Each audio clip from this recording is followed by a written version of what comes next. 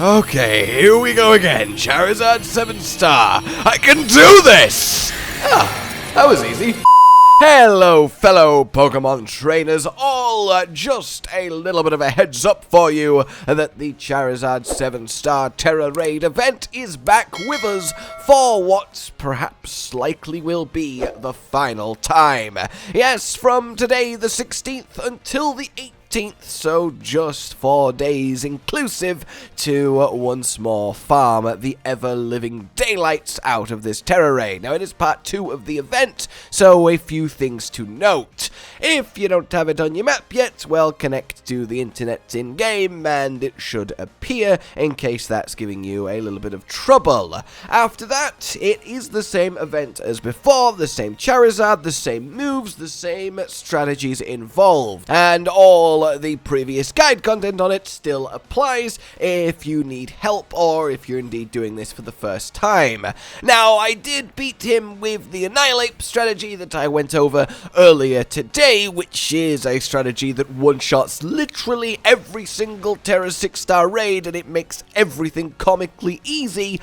Against Charizard, obviously he spams Hurricane, which is super effective against Annihilate, so it was certainly trickier, but hey, I still beat it first try, just to prove how ridiculous Annihilate is at raids, even if the particular Pokemon you're facing has a unique way of countering the one-shot strategy. So that is really good to see if you need any more proof of this very angry dead monkey's prowess. In any case, the best strategy though overall is still going to be the Flutter Mane strategy, which is a guaranteed 100% success rate as long as you follow the proper process. Get you 100 Flutter Mane, get special attack and HP maxed, get the covert cloak so you don't get confused by the Hurricane, use a couple calm minds at the start, then full fake tears, and then simply Moonblast, Draining Kiss, Moonblast, Draining Kiss until you win, and there's really nothing to it. It really is that simple. Flutter Mane essentially might as well have been created as a 7-star Charizard counter.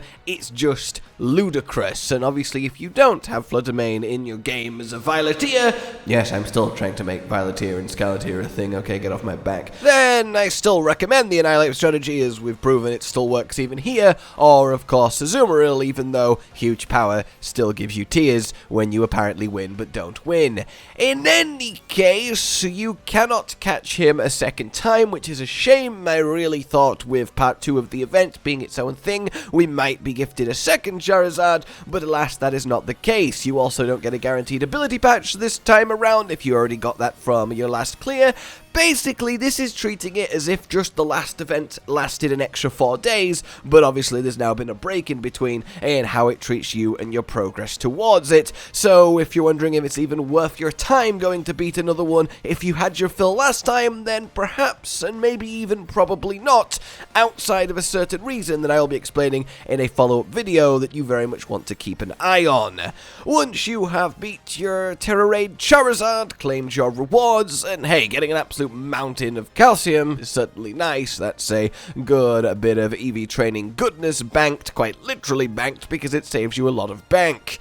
You can spawn a new one by simply going back a minute on your time, and it will refresh your raids, including giving you a new Charizard, and past that, well, there really isn't much to say other than have fun ruining Charizard's day for a second time. Oh, and I'll link all the relevant guides down below if you are wanting to get stuck into this Charizard. Other than that then, ladies and gentlemen, I will be back very soon with more Pokemon Scarlet Violet goodness, so I will see you then. And now that we've got past this Charizard one, I eagerly await what the next 7-star raid event will be, which Pokemon it will be, and how that's going to go down, because honestly, I do really enjoy these. I think they're a lot of fun, especially creating the perfect Pokemon counter for all of them.